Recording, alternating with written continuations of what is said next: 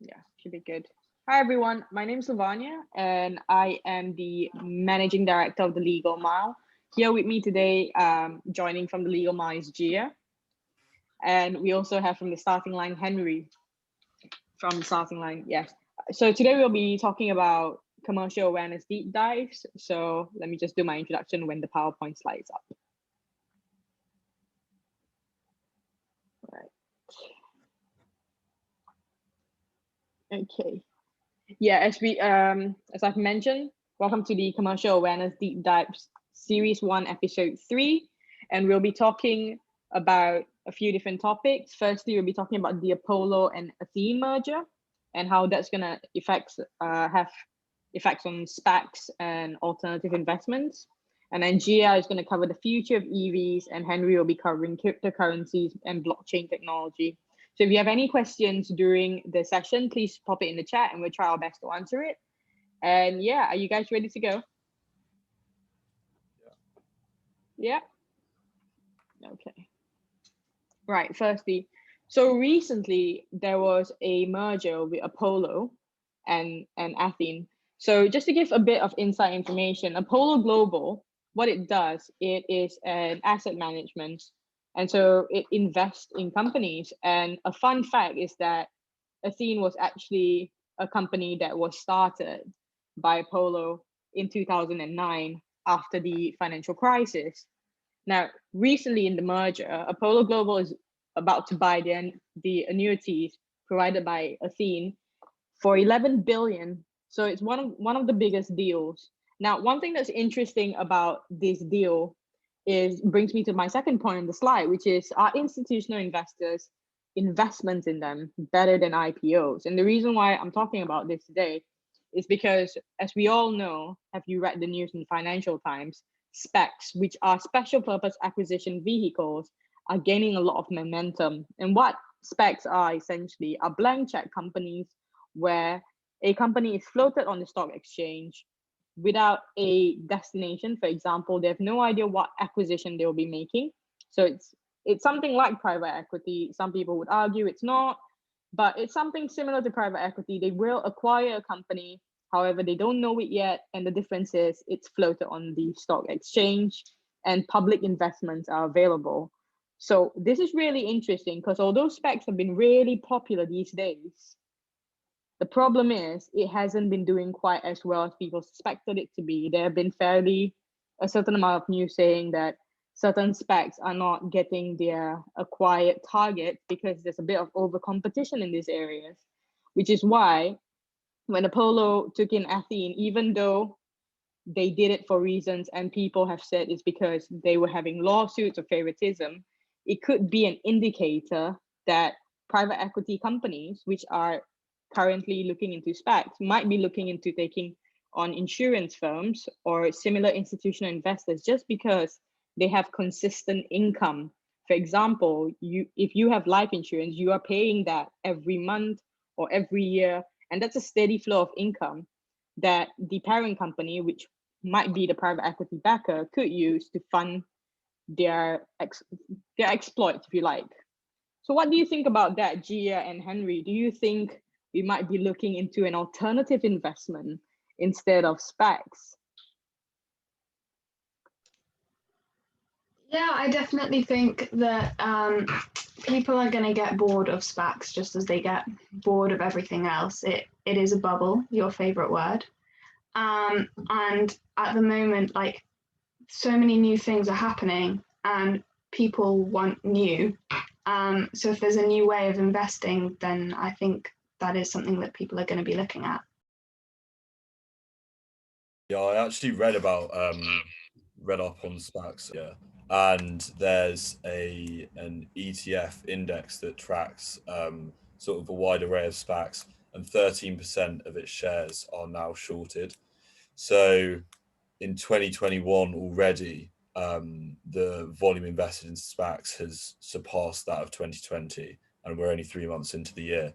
So yeah, as Gia said, bubble being the favorite word, I think that maybe it's another thing is the reason SPACs were created is to sort of overcome the difficulties that lots of companies face during IPOs. So because you have to deal with this sort of securities authorities in that country. One thing is, in an IPO, you can't talk about forward-looking statements. So if you've got a company that's sort of generating no revenue at the moment, but it's expected to grow quite significantly and print revenues in the future, during an IPO, you can't release to the public before that offering the forward-looking statements of those expected revenues, so that's obviously going to impact the initial valuation of the company.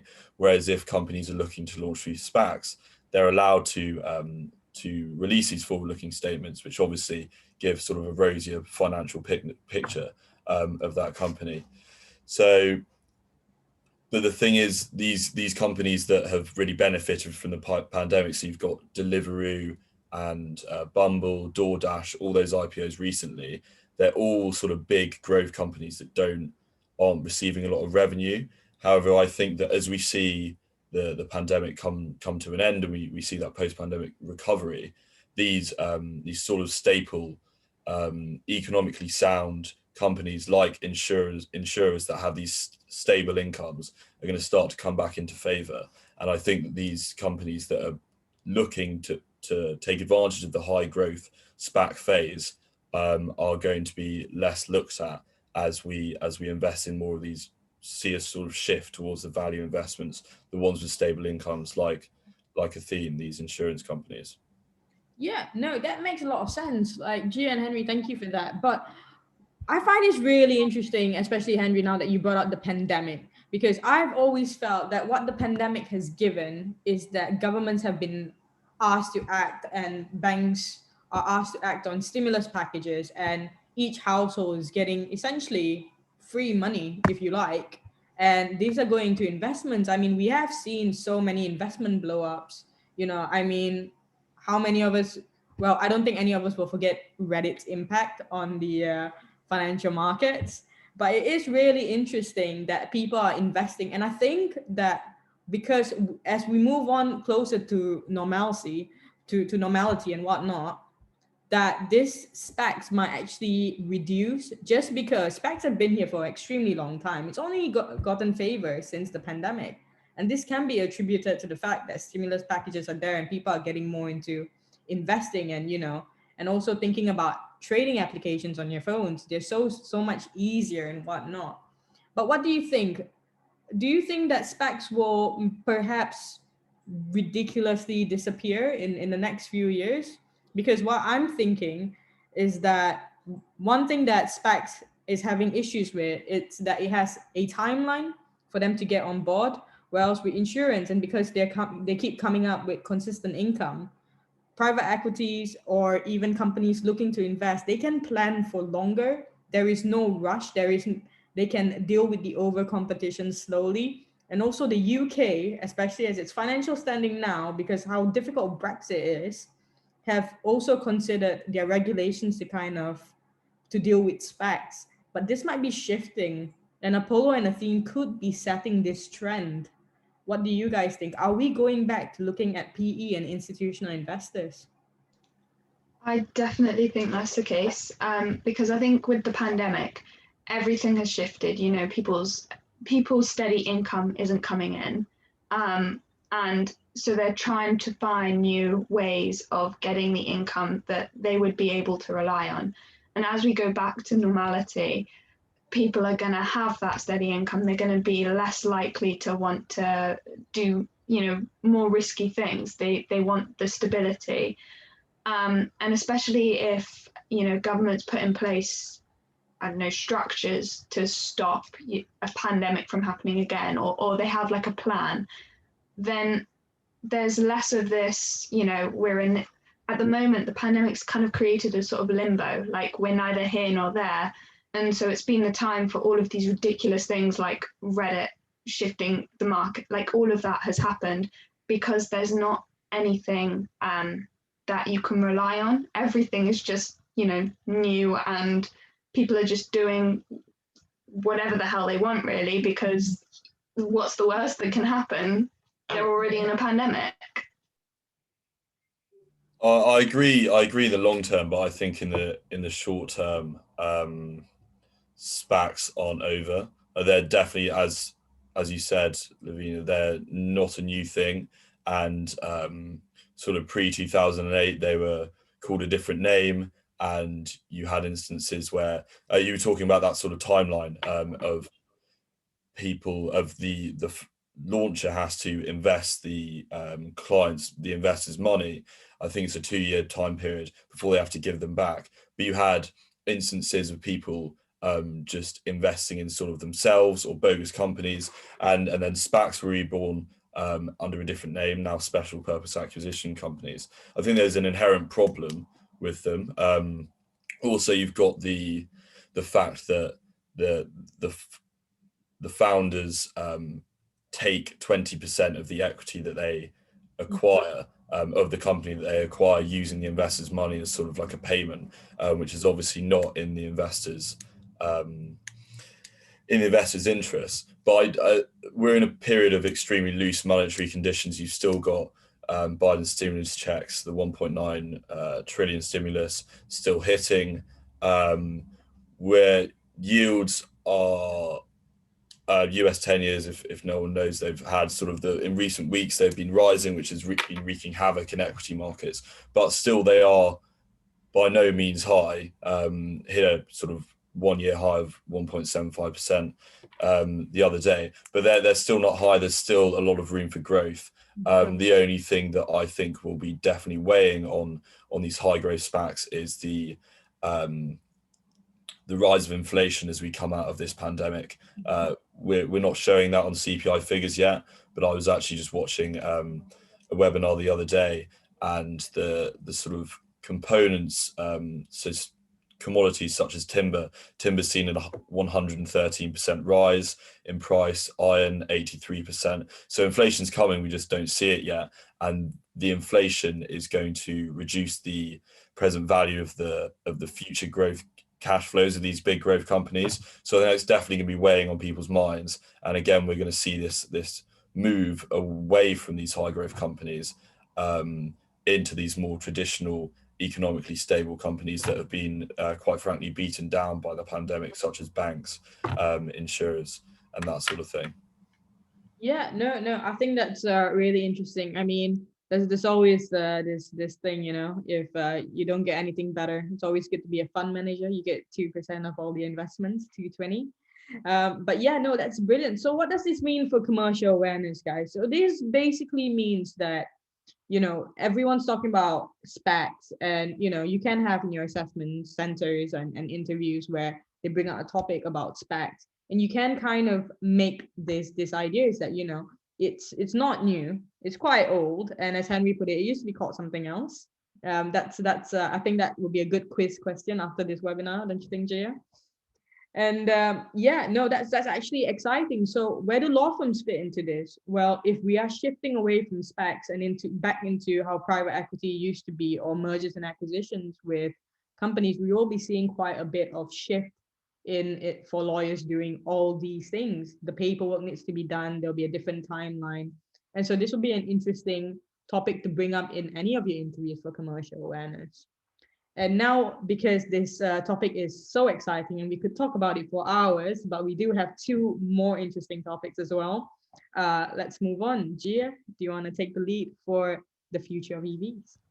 Yeah, so I'm talking about the future of electric vehicles. I'm sure you've seen in the news the past couple of months, there have been multiple car companies that have pledged to go electric, either partially or fully, by 2025 or 2030. And they include big names like Audi, Jaguar, Land Rover, Volvo, Volkswagen, and others as well. And they do this by saying, they're trying to be environmentally friendly, they're putting forward a good image. But when we look at electric vehicles, we're looking at them at one specific point in their production, right? So we have birth to death, so the materials all the way to how we dispose them. And we look at the materials, there are 2 key components of making an electric vehicle which will come under pressure. They are very limited if, more companies decide to go for the electric. And one of these is nickel, which is a very limited resource. It's very difficult to mine. And actually, Tesla has partnered with a nickel mine in anticipation of the fact that, prices are going to go up as more people want nickel to make these cars. But on top of that, it's also the 8th most polluting metal in the world. So, it's an electric vehicle. It's supposed to be good for the environment, but equally, the production methods may not be that great.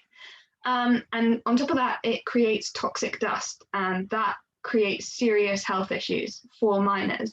And again, Tesla was asked their opinion on this and whether their miners are protected, and they did refuse to comment. I mean, take what you will from that. And the second one is rare earth metals. Now, they are used in smartphones and laptops, and in larger quantities in electric vehicles. They're not actually rare, despite the name. They're just very difficult to extract. And at the moment, China has 90% control of the industry, despite only having 36% of the materials, just because they have the capacity to extract where others don't. And as we have more electric vehicles, we need more rare earth metals. We're going to have to rely on China a lot more, and that's going to put a lot of governments in a very precarious position. The other issues that we have are with the infrastructure. So at the moment, we don't have very many charging points around the country in the UK. It's certainly not enough to support the majority of cars being electric vehicles. And for a long time, it's been very much a chicken and the egg sort of situation. Like, there's no point in putting charging points up if there are no electric vehicles, but we can't make electric vehicles without the charging points. So in some ways, by people committing to having electric vehicles, we now, we're starting to get that infrastructure in place. But, and in fact, at the moment, Tesla has a system within their cars. So you plug in point A and point B onto their sat nav, and then if the car can't make it on one full charge, it will take you to a charging point on the way, as many as you need to get to, so that you can get to your destination without running out of energy. And the other problem with this is that the national grid doesn't actually have the capacity to support the number of electric vehicles that are planning to be built. And even if it could, the national grid, it doesn't use clean electricity all of the time. You have fossil fuels. So you've got the pollution just not happening in the same place.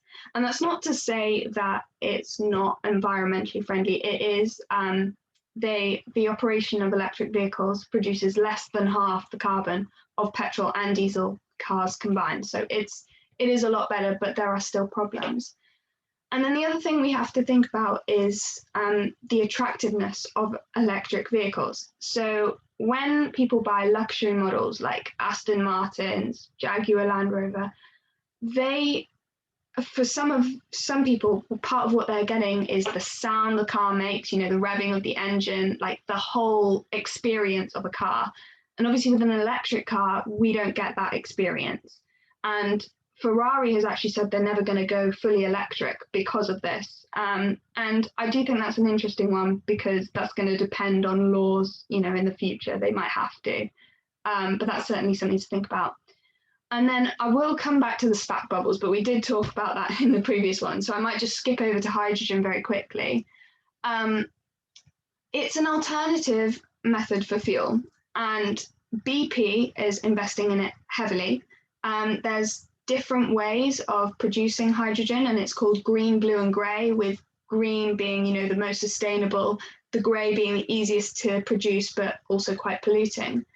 And this is actually very interesting, and it's surprising that not more companies have tried to look up hydrogen, because it's actually better for the environment than electric vehicles at the moment anyway. And you don't have to massively change the technology of a car to run on hydrogen. But it is a new technology and people aren't quite sure about it. So we have to think about that. So I guess one of the questions I want to put to the other panelists, do you think it would be better for car manufacturers to partner with energy providers like BP to explore hydrogen, as it wouldn't give them, a strict deadline of when they needed to become electric? Or do you think that electric vehicles really are the future? That's a good question, Gia. I have to say, I do love cars, and nothing better sounding than American muscle. So that's quite sad to hear that they might be going electric. But no, you raised some really interesting points, like whether should we go into to be using hydrogen or should we consider electric cars? I think the main issue with electric cars, as you say, is not just the materials. And for now, nickel, they can look for alternatives, but I think the biggest obstacle will be the charging stations. You do need to build a lot of charging stations. It is not as fast as pushing petrol in and watching it go. So it'll definitely be the charging stations, how much time people will have to plan their journeys slightly a bit more different, and they have to make a lot of accommodations. Now, also, it does create more hazards because with electricity and as we go on, of course, as we all remember our lovely physics class, there will be a lot of friction, there'll be a lot of heat energy, there'll be a lot of energy conversion, and this does create a very dangerous zone. So a lot of governments and companies, they'll have to look at it. And I think what's actually happening right now, everyone's considering electric vehicles because of the rush into ESG. Now, ESG itself, it's its own bubble, but with a main focus on the G in ESG. So people are trying to go green, and one of the ways they're thinking is to eliminate one of the biggest pollutants, which they think it is, which is cars, and not considering factories and other things that are actually much bigger. So this could be a problem. Now, in terms of hydrogen for fuel, the only issue is that it is a new project, it's brand new, and creating hydrogen itself, that process is also extremely difficult, and it will be quite difficult, even though it's an abundant resource. Trying to trap down into pressurized gas to use for fuel will be really difficult, and we have to think about the storage materials of this hydrogen gas because it has to be stored in chambers. So this will be a bit of a struggle, but I think what's going to happen is that patrol cars are still going to be used for a number of years, but they will slowly make the change. But as you put it, like Ferrari, they're considering not moving towards entirely into electric, and that's, of course, it's about the feel of the car, it's about the sound. You want to feel like you're in a car and not just cruising on a bicycle. I mean, basically it's the same thing when you're thinking electric cars. So I think what's going to happen is that there will have to be an equation on board where there must be equality between electric cars, hydrogen gas, as well as petrol cars. And I think it'll just be about determining where we're going to get our materials from. And also, if one of our biggest feats is to get this rare materials from China, a number of deals will have to be struck. But where does competition law come into all this if we start thinking about it in that regard? What do you think, Henry? I think it's very interesting to look at it from sort of 2 points of view. There will be what's in the firm's best interests with regards to hydrogen, and then obviously the environment's best interest. But I think with, as you mentioned, ESG investing trends, firms are very, very aware of the kind of firms that investors want in their portfolios, and environmental awareness is increasing with those preferences. So I think they kind of actually can merge a little bit. If hydrogen's better for the environment, then that will obviously be playing on investors' minds. But also, as the sort of innovations that have occurred throughout history, we always find something better. And it might be that hydrogen's the sort of the long-term solution. In that case, it would be likely that the bigger firms that have a lot more capital will be looking at hydrogen. But I think it's also interesting to think about sort of M&A activity with between electric vehicle, actually just general vehicle companies, because they will eventually have to move away from petrol, and companies that are actually implementing this infrastructure. Could be quite interesting to see how that plays out, whether firms like Volkswagen, who are attempting to sell, I think it's 1 million, possibly 1 billion electric, very different numbers, electric vehicles next year, if they would be looking at acquiring firms that can build Volkswagen specific charging systems, because then if you get a monopoly on sort of the infrastructure and the charging systems, then people are always going to be choosing your car and your product because they know that there's a guarantee of being able to get it charged. That would also be quite interesting to look at competition law there. So there's actually quite a lot of layers here that you can sort of relate to law, but also sort of firm strategy and how they play it. If they look at the long-term solutions of hydrogen, thinking, am I going to invest in electric vehicle technology where it could be redundant in the next, say, 20 years? It all just it is dependent on the level of patience that firms have for revenues. No, that sounds really interesting, Gia. You really gave us a immense topic, but it does just get me thinking a little bit. Like, Henry, Gia, can I just ask, what phones do you guys use? I'm Samsung. Right, so I use an iPhone. What about you, Henry? Do you? Charging. iPhone as well. Right. So I think that the disparity that we have in our society now between Samsung, Android smartphones, and as well as like iPhone users, that might happen to cars. And I think we might be seeing a separation or even a kind of collusion, if you like, between car manufacturers about the charging stations. Because right now, petrol, every car can use it, or diesel, they have their own disparity. But what do you guys think about charging stations? Do you think it's gonna be, I'm gonna be a Tesla user for the rest of my life, or Volkswagen? I think it's going to be very interesting to see to what extent governments get involved. And I think if they get involved, they're probably going to have, a blanket, this is the charger that you need to use. Just like you have a European plug, an American plug, something like that. Because honestly, it's not feasible for everyone to have different types of chargers, and it would be just, a structural nightmare to try and figure out where you can charge your car. So I think it's going to depend definitely very heavily on the government.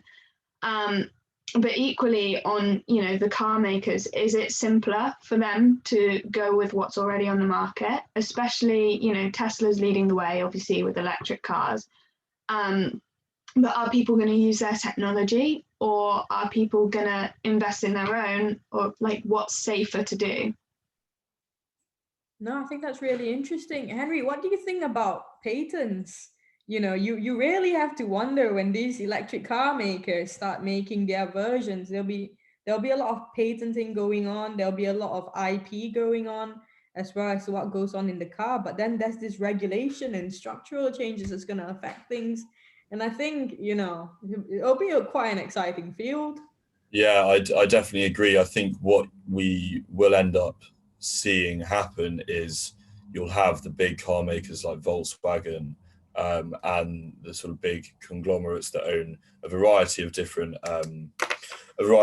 car brands will be sort of buying up the smaller companies that come up with this technology and just implementing it as their own. So I think sort of from an investment perspective, from my field, looking into small companies that are sort of developing this technology, possibly even for hydrogen, thinking about that as well, that are developing that technology, that have the right intellectual property rights and security, investing in them, hoping that they'll get eaten up by these big car manufacturers, and seeing quite a healthy return on those investments.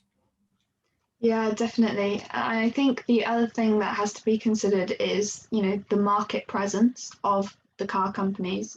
Tesla is known for being an electric vehicle company. Aston Martin is not. So are people going to be more confident in buying a Tesla, or are they going to chance it, with a luxury brand, but one that they haven't, they've not tried that brand for electric vehicles yet. So that's definitely another thing to take into consideration. No, that makes a lot of sense. So before we move on to our next topic, Gia, could you just round us off with this topic and talk about how students can use this in sort of commercial awareness styles for their interviews and assessment centers? Yeah, so I think this one is all about, how brands are watching the market. There's been a lot about looking after the environment. You've had David Attenborough and his plastic bags, Extinction Rebellion, Greta Thunberg. It's become, a social movement. And you have to watch how that movement has then translated into the market, and then how you can sort of keep an eye on that. And as law firms, you've got to be looking at what's going on generally socially, so that you can kind of have an idea about what's going to happen in the market at a later date. Yeah, no, that sounds amazing. Right. Shall we move on? So we have one of the last, but I think it's one of the most interesting topics there are today. It's a big one, and it's about cryptocurrencies. We all love some Bitcoin and blockchain technology. So Henry, would you take the lead on this, please? Thank you. Oh yeah, so I'll just start off by introducing blockchain technology for those that don't know. It's actually a really difficult concept to explain, but I'll try my best. So essentially, another word is distributed ledger technology. So it's a system that instead of a database being stored on one computer, such as like an Excel document on your laptop, you have a database that is distributed among millions of different computers. And these computers that sort of run the technology are called nodes, and they all have, depending on the kind of the nature of the protocol, they can have access to all the data. They can be verifying transactions. It all sort of depends on the aim of the blockchain. So blockchain is it's technology that's distributed across this network. So all of these nodes hold the data. And as data is entered into the system, whether this be transaction data or, as we'll talk about later, sort of data about a food and where it comes from, when it was picked, they come into these sort of pools called a block, which are then added to the chain, which each node has access to, and they all have their own copy of this blockchain. So the whole point about blockchain is it's decentralized and it's not running through sort of one entity like Excel on your computer. And all of these nodes have copies, and they can all sort of verify that all these blockchains are sort of the same. So they have the same series of data. Couple of uses with blockchain. You've got, so a company called IBM has introduced its food trust blockchain. So this is for firms that, such as Tesco, supermarkets, and they're using the data about when food is picked and sort of their sell-by dates all on a blockchain to that distributes all the data to all the stores in an efficient manner to help reduce food wastage. So stopping sort of food falling through the gaps. And also it's very easy for when there's an issue with one product, you can look at this big blockchain, which every sort of supermarket, every node has access to. And you can see which of that same product batch, where it went to which supermarket. So it just helps with efficiency, helps with food wastage and sort of product recalls. Sort of the biggest application that I'm looking into at the moment, I've done a bit of work for a cryptocurrency hedge fund, so this is sort of right up my street, is transactions. So I'm sure you have heard of Bitcoin, but I'll go on to that in a second. But sort of using blockchain technology in banks, at the moment you'll see when you sort of move a large sum of money, it will say balance pending and you won't have received it yet. Whereas using blockchain, because it's so efficient and a lot less costly, if commercial banks take it up, consumers can see their transactions be processed in less than 10 minutes. So that's a real world application. And then I guess we'll move on to cryptocurrencies. So cryptocurrencies are digital currencies which are built on a blockchain, which is a distributed ledger technology, again, with all these nodes that I was talking about. But here, these nodes are verifying transactions. So the whole theory behind this There's two. So A, it's decentralized. The currencies aren't going through a bank. That single entity. All of these transactions are going through sort of every computer on the system, and that then brings in security, because if you've got these millions of computers sort of checking and verifying these transactions, and they all need to have the same data for that to go through, it stops, reduces the likelihood of fraud and things like that. So very interesting, and Bitcoin is obviously the main one. In terms of sort of an investment perspective, just brief few facts. Bitcoin hit its all-time high of $60,000 sort of 5-6 days ago. It took sort of 7% correction. Now it's back up at sort of $59,000, I think, at this moment. And we've seen a lot of institutional interest in Bitcoin. You've got Tesla bought 1.5 billion sort of around a month ago. A company called MicroStrategy has 75% of its capital allocated to Bitcoin. And there are various reasons for this. It's a hedge against inflation, as we're in a period of massive quantitative easing. You've got the US government is buying sort of 150 billion of bonds a week or a month, I believe. So we're coming into a period of high inflation. It just hasn't printed yet. And Bitcoin's a hedge against that inflation. So Bitcoin's actually sort of maturing as an asset.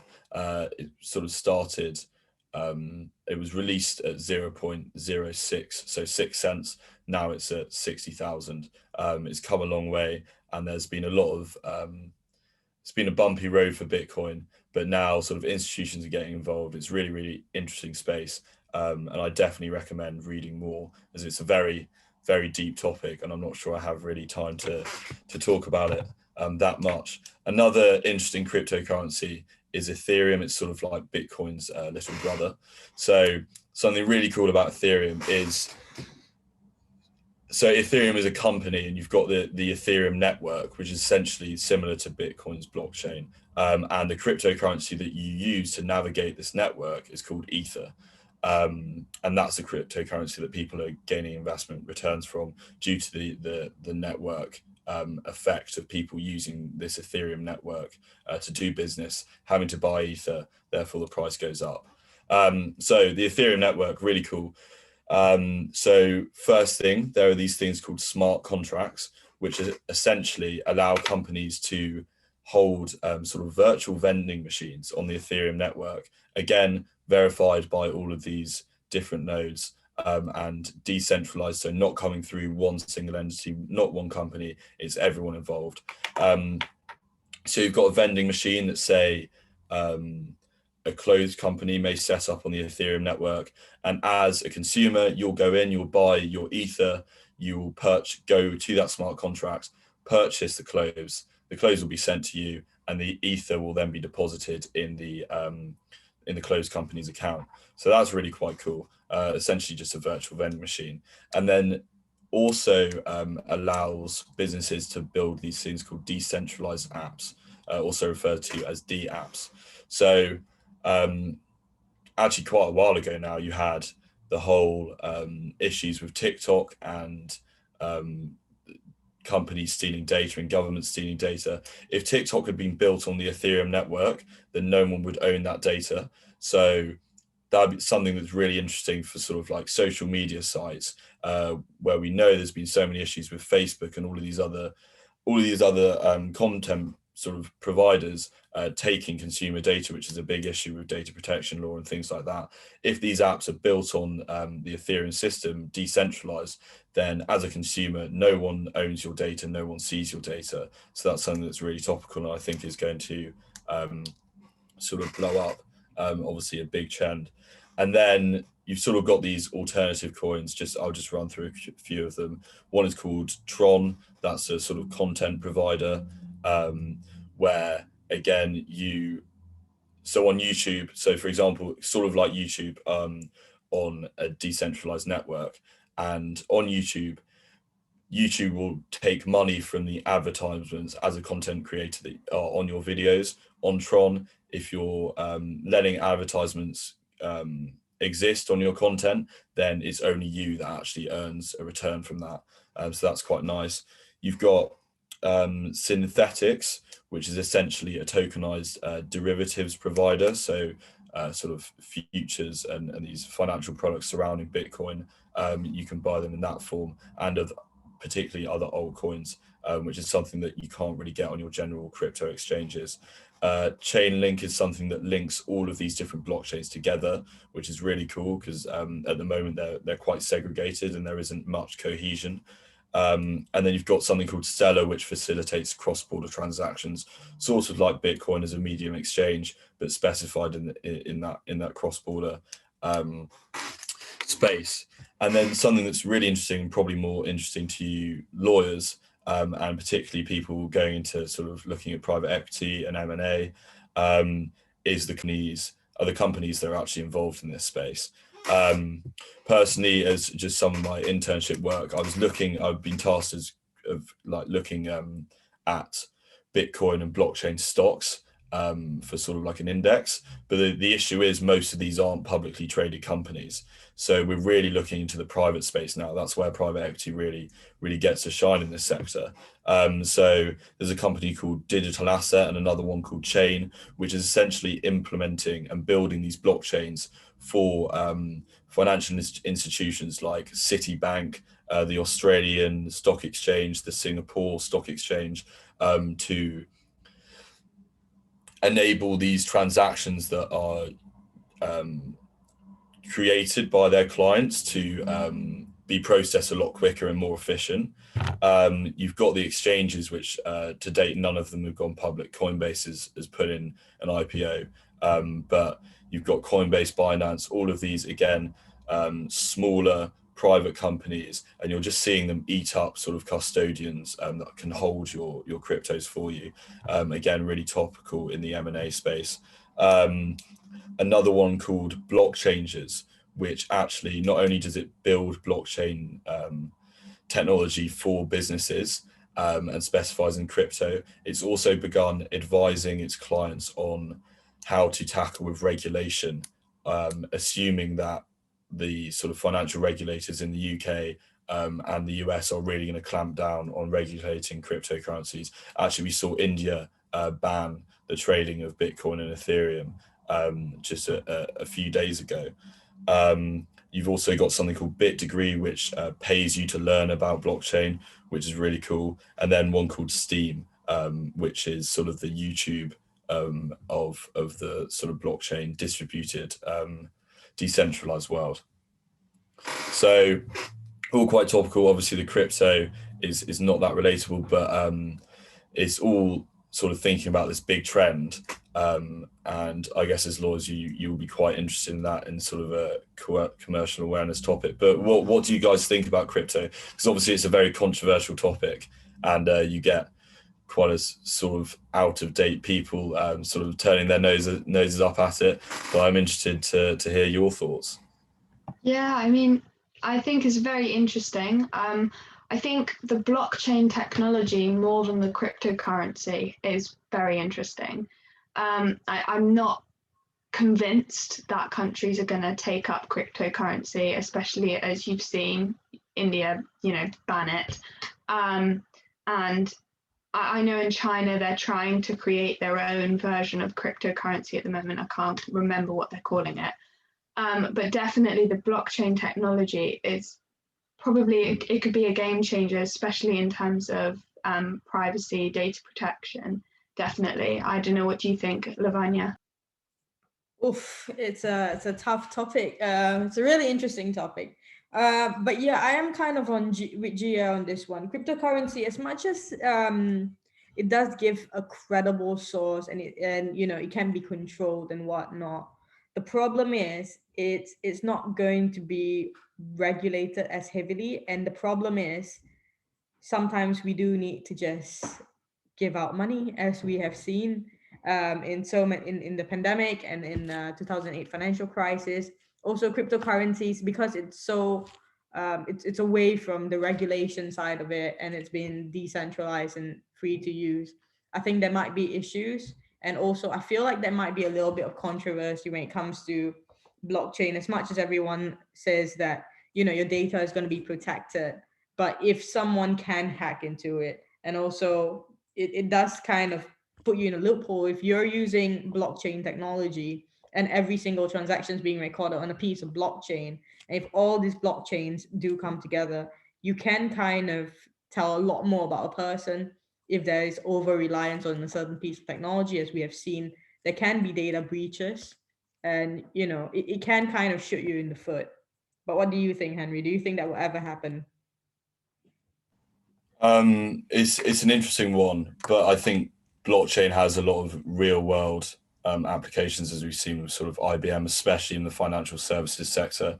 On the crypto front, there are obviously a lot of altcoins. I mean, just before everyone joined, we had a word about Dogecoin, and how it's essentially just a meme, but it's exploded in price. So obviously that's not a reliable investment. But with sort of Bitcoin and Ethereum, people are talking about it more as an asset class now, sort of moving aside from these altcoins. And you are sort of seeing like the FCA has regulated derivative products on Bitcoin, and that actually again goes against the sort of whole notion of cryptocurrencies, as Bitcoin was developed to get away from the financial system that you see transactions running through banks with high fees. So the fact that they're and moving towards a decentralized global economy, and the fact that regulators are now getting involved is something that I'm sure they wouldn't be too happy about. But I think the blockchain technology is probably the most interesting, especially for you guys, just looking at those companies that are sort of in their growth stages. They're all very small, sort of looking at growth capital investment, stuff like that. It's very interesting, and they're all in that sort of innovative, exciting stage. I think it's a big mega trend, and it's very exciting. Yeah, no, it definitely is exciting. I'm actually looking forward to seeing how cryptocurrencies are going to kind of play in the economy, and but blockchain technology itself, I think it's so fluid that you can use it in any industry for a number of things. And I don't know if you're seeing this, Gia, but I feel that blockchain technology is about to change the way due diligence works with companies' accounts and whatnot. What do you think? Do you think M&A lawyers and tax lawyers are about to see a huge shift towards blockchain technology in their clients' accounts? Definitely. I think if they can use this, the time saved will be invaluable, honestly. And, then trainees can get back to doing things that have value, because, yeah, it definitely. I do think with the cryptocurrency, though, there is the question, how secure are you if you lose money? If you've invested in a cryptocurrency, does it have the same regulations as an ordinary asset, or is it treated like money? That's going to be quite interesting if people lose a lot of money. Yeah, no, I definitely agree. And I think, Henry, I think you would agree that the main issue with why cryptocurrency isn't working as well as normal currency is that there's no trust factor. The reason why our money works is everyone has a mutual trust with the fact that the pound in your wallet is equivalent to a pound of anything. Yeah, no, I do agree in that sense. The way that crypto's been designed to be a medium exchange, is due to its security. It's quite a complex technology that actually establishes it, but essentially the transactions within cryptocurrencies, especially Bitcoin is the one that I know, sort of their verification process, the one I know the most detail about, is very secure, because essentially the way data transactions are added onto the blockchain is you'll have, say, I'm trying to send a Bitcoin to Gia, I'll put it into the network, it will then go into a pool and be sort of all of these transactions will be associated into a block. And then you have these things called crypto miners, which are essentially big computers which are trying to solve mathematical puzzles. And to solve these mathematical puzzles, it costs a lot of money and energy. And you end up having multiple miners all having solved this puzzle, then adding that block to the blockchain. And if one miner is trying to cheat the system and say, actually, no, they sent it to me, so Henry, you sent that Bitcoin to me, all of the other miners sort of mining that block and verifying that block will be like, no, that's not true. And then that miner will have expended a lot of energy and time and expensive electricity trying to verify that block. So the incentive isn't there to actually alter the blockchain. However, you did bring up a good point, because there has been a lot of, well, not a lot, some cases of where people have been sort of hacked and their cryptocurrency have been stolen from their private wallets. That's something really interesting. I don't know if countries will look into that sort of case, and I don't know if they have done. I've heard of sort of millions going missing, and I don't know what the authorities have done about it, but I think maybe once it gets regulated, it'll be more like sort of thinking about if an asset such as, I don't know, a car gets stolen, but as this is so international, I think it will be very, very hard to organize that sort of case. But thank you for bringing that point up. Actually, I hadn't thought about the sort of regulation side of this theft. Yeah, no, I think it's really interesting, and we have 3 minutes left. So I think that everyone's given a fantastic topic. It has been really exciting to discuss. Now, if any one of the audience has any questions they'd like for us to clarify and whatnot, we do have 3 minutes. If not, I think we'll end it. And I think we'll end it with a lot of more Googling to do right after this. What do you guys think? Definitely. I want to have a look at the Apollo and Athena merger. Yeah, no, it's actually really interesting. I mean, there is so much to know about it. I think alternative investments and whatnot, especially cryptocurrency. Can't wait for due diligence to just be a Thing of the past. It definitely will be. Well, I don't think there's any questions coming, but thank you everyone who attended. This has been absolutely great. Please do follow us on the Legal Mile. Obviously, you probably would have if you came here. But yeah, do check out our website. We are striving to break barriers into law and trying to help you. And the Starting Line does an amazing job in breaking down news stories every single day. Don't know how you do it, Henry. Seriously. But yeah, Henry here is from the Starting Line, so please do follow them as well. And yeah, we will have one more session like this on different topics next week. So stay tuned for that, and I guess tell your friends. Do I sound like a YouTuber? That's what I'm going for. Yes. Like and subscribe. Love it. That's absolutely brilliant. Yeah.